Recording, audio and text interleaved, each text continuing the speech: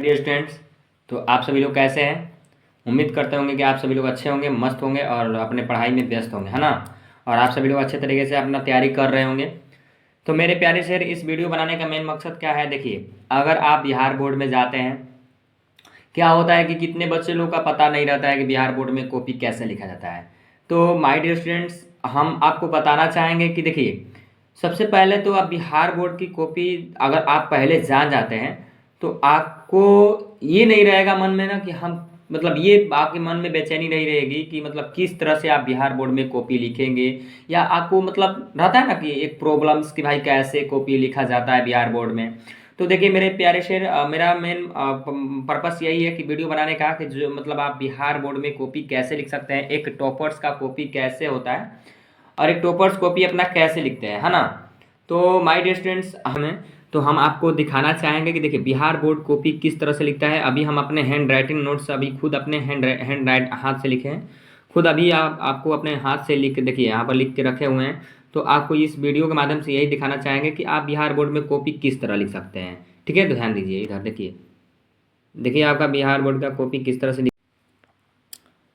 तो ये है आपका, जैसे बिहार बोर्ड में जिस तरह से कॉपी लिखा जाता है माय डियर स्टूडेंट्स।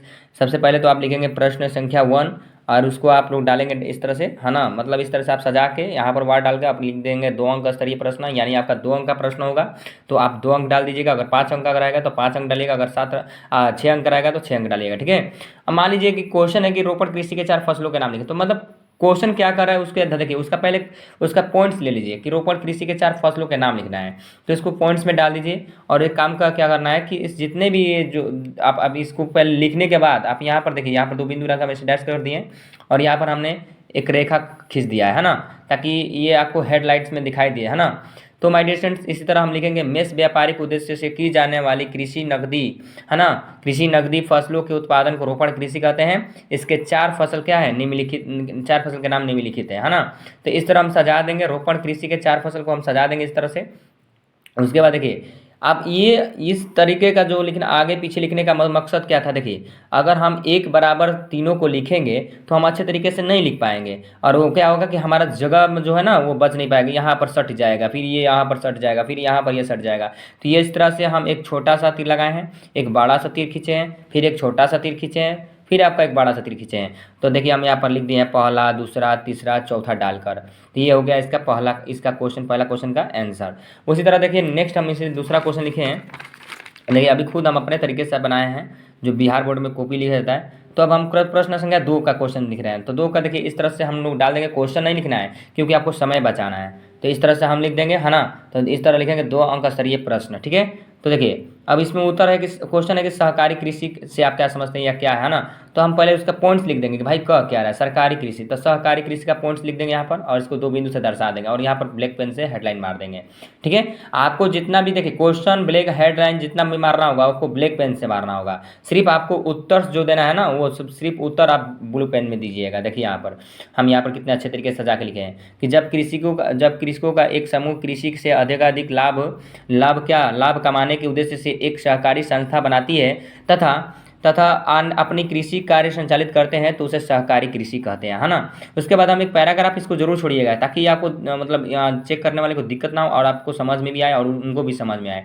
इस कृषि में सहकारी संस्थाएं कृषकों को कृषि के संबंधी यंत्र खरीदने तथा उत्पादों को उचित मूल्य पर बेचने में क्या करती है, सहायता करती है ना। सहकारी कृषि डेनमार्क, नीदरलैंड, बेल्जियम, है ना, और जर्मनी आदि देशों में प्रमुख रूप से की जाती है। और सहकारी कृषि जो है वो कृषि को सबसे अधिक सफलता डेनमार्क में मिली है। तो इस तरह से लिखेंगे। अब जब आपका आंसर कंप्लीट हो जाएगा तो ये देखिए यहाँ पर 2 गो या 2 गो ऐसा मतलब ये जो है ना 2 पैराग्राफ इसको छोड़ के आप यहाँ पर हेडलाइन मारिएगा। तो इस तरह से मेरे प्यारे से आप आंसर लिख सकते हैं, है ना। और अच्छे तरीके से आप अपने हैंड राइटिंग को दिखा सकते हैं। देखिए बिहार बोर्ड में अधिकतर अगर बता दें तो आपको कॉपी का जो है ना क्वेश्चन का जो पूरा लाइन बाय लाइन क्वेश्चन पढ़ के आंसर पढ़ के उत्तर सही नहीं मारा जाता है। आपका मेन पॉइंट्स देखा जाता है, आपके लिखने का तरीका देखा जाता है, आप किस तरीके से लिख रहे हैं। ठीक है। तो ये ये रहेगा आपका, जो आप इस तरह से अगर कॉपी लिखते हैं बिहार बोर्ड में, तो इतना तो ज़रूर है कि आपका मार्क्स तो बहुत अच्छा ही आएगा, प्लस में आपका रिजल्ट भी बेहतर से बेहतर बनेगा। और आप हैंड राइटिंग अगर अच्छा रखते हैं, देखिए उसमें मेन मसला आपका हैंड राइटिंग से है। अगर हैंड राइटिंग आपका अच्छा रहेगा तो सोच लीजिएगा आपका बिहार बोर्ड में रिजल्ट बेहतर बनेगा। प्लस में ये नहीं कि हैंड राइटिंग बेहतर है क्वेश्चन याद नहीं है, इसका भी ये नहीं रहना चाहिए, मतलब उससे रिलेटेड आपको याद रहना चाहिए। और देखिए अगर मान लीजिए कोई क्वेश्चन पे आप भटकते हैं तो उससे रिलेटेड क्वेश्चन आप उसके आंसर खोज सकते हैं, उससे रिलेटेड आप उसका आंसर दे सकते हैं, है ना। अच्छे तरीके से समझ के उसका आंसर दीजिए और बेहतर से बेहतर आप लिख कर और उस कॉपी को दर्शाइए। मेरे प्यारे से अच्छे तरीके से आप अगर कॉपी को दर्शाते हैं, अच्छे तरीके से दिखाते हैं, तो बिहार बोर्ड के जो टीचर्स भी होते हैं ना, एक मतलब उनको एक मन में एक तरह से आने लगा कि भाई कॉपी तो बहुत ज़बरदस्त है, तो उन्होंने अच्छे तरीके से क्या करेंगे, आपका कॉपी 2 लाइन 4 लाइन पढ़ेंगे और देखेंगे आपका पॉइंट्स अच्छा है, आपका लिखावट सही है, आपको फुल में फुल मार्क्स मिल जाएगा। तो मेरे प्यारे सेठनिया, आप इस तरह अपने ऑफलाइन ट्यूशन में भी लिखिएगा और अपने बिहार बोर्ड के कॉपी में भी लिखिएगा। बहुत बहुत धन्यवाद। इस वीडियो बनाने का माध्यम यही था कि आपको पहले से इस वीडियो के बारे में जानकारी दे दें। ठीक है, धन्यवाद मेरे प्यारे से।